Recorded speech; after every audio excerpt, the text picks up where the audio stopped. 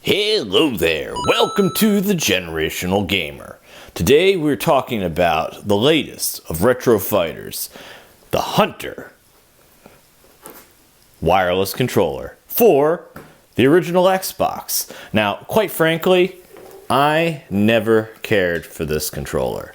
I'm going to go out on a limb and say many probably didn't, even though this one is vastly superior to the original Duke.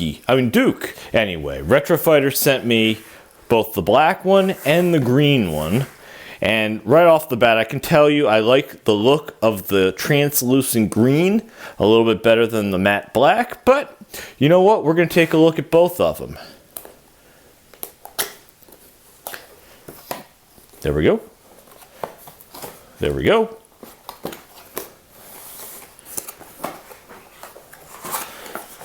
And comes right out. Nothing in there.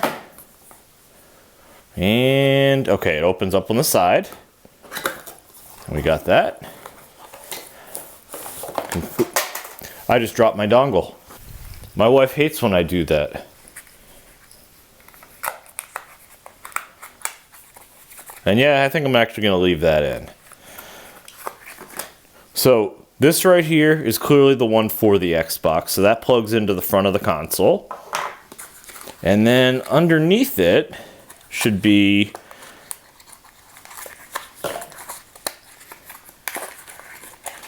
yep, there it is.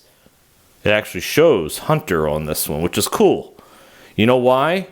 Because I've got two others right here for the GameCube and PS2 that I actually had to manually label so I could figure out which one was which. Now, truthfully, they both work on the Switch. The difference is button layout. That's really about it. You can use them interchangeably. But overall, we're going to see how this one works on the Switch and maybe a few other things, as well as the original Xbox, of course. So let's see what else comes in here. Instruction manual and USB-A to USB-C. Now I'll take a feel for the controller. Okay, that feels good. And it looks like it's about the same size as the PlayStation controller. Actually, it's a little bigger. No, they're about on par. The Xbox controller is a hair larger, which makes sense given that the Xbox original controller was a beast. And because it was clearly modeled after the classic Dreamcast, let's look at the Dreamcast Retro Fighters wireless controller. Awesome controller, by the way. I have a video of it, and this one I have many videos of. Anyway, let's see. Analog buttons feel good. Joysticks feel good. They are Hall effect. And these are supposed to be analog. However, I don't really know how much traction you're going to get there. And I never really understood these. Now, this button right here, if you need to repair it, you can do that. But that's clearly the power button, and then, of course, your respective Xbox. This is a quick map of the controller. So I went ahead and I unboxed the black one as well, and it feels exactly the same. There's no difference other than visually, including the unboxing is the same as well. Also, I should note, the dongles are identical in every way, except this one matches the translucent finish of that controller, and this matches the matte black finish of this one. Same deal with their USB counterparts, up to and including Hunter, which is actually easier to see on the black one. Let's try them out. You know, if you've ever watched my channel before, I am going to start with Hydro Thunder. It's just a game that I know really well and I really enjoy it. But I want to take a quick second to talk about something.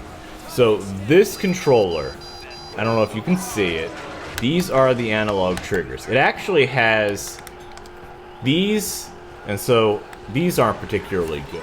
These are actually the white and black controls. But these are the traditional Xbox. Now, in comparison to the PlayStation one, the analog triggers are a lot better.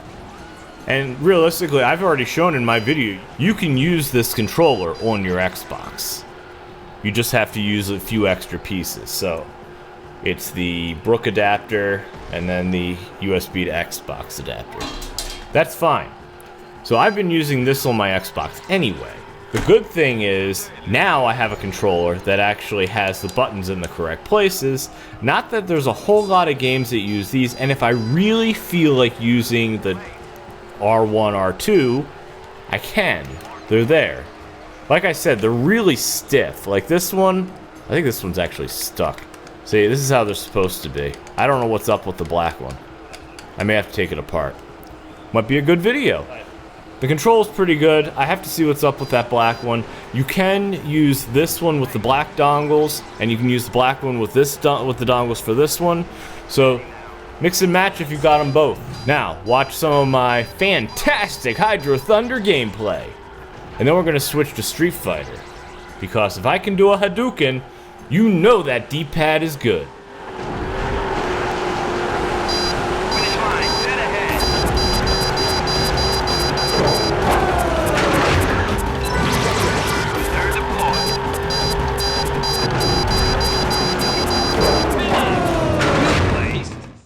So in this quick little segment, I'm just showing you that you can in fact pair it to the PlayStation. And I've tested it. It does work with the menus.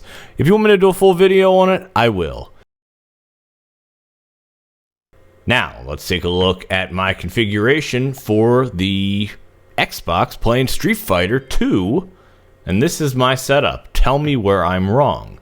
But I'm going to show you that it all works. By the way, the black controller, the shoulder button does work. It's just really, really tight. So in case you're wondering what I'm showing you here, I tend to use the shoulder buttons for the low punches, or the weak punches, and then medium and high, I use the punches on the top, and then the kicks are on the bottom. And then the triggers are for extra, as you can see, punch and kick times 3. Let's get started. As you can see, I have no trouble doing the quarter circle techniques. I cannot do the rising uppercut anymore. I don't know why, I just can't get it through my thick skull. I was fine in my teens, here I am in my 40s, I just cannot do that shit anymore. Unless it's by accident. Anyway, I did beat the guy, let's continue. So at this point, I now have my dongle plugged into my Switch. And I want to show you what the buttons actually represent. So, let's go down to test input. By the way, make sure you have USB enabled. And here you can see where I'm pressing every single button. I even show you as I'm doing it. So you can see I'm not lying. So those are the two thumbstick buttons, minus, plus. That one is home, the bottom one. We're going to go right back into it. And now let's check the rest of the buttons. So you can see, up, down, right, left. Now I'm going to show you the R buttons, the triggers.